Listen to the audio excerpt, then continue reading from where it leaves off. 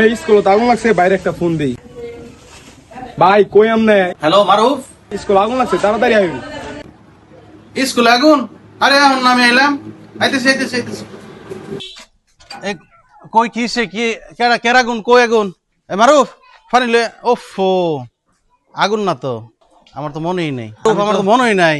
আয় আয় আয় আয়, বই আলাপ করি এনে। বসো। আগুন না আমার খেয়াল নাই তুমি কইছো পরে।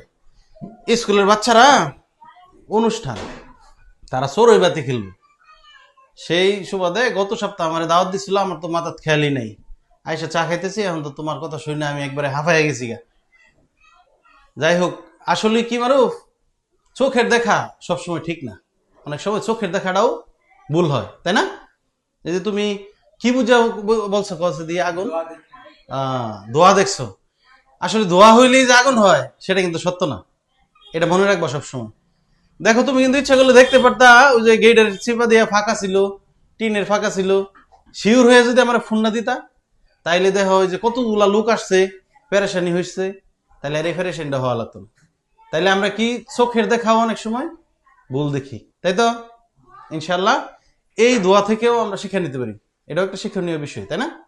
যে একটা ব্যাপারে কেউ খবর দিতে গেলে শিওর হয়ে নিতে হইব। আশা করি তাইলে আসতো ভালো হয়েছে।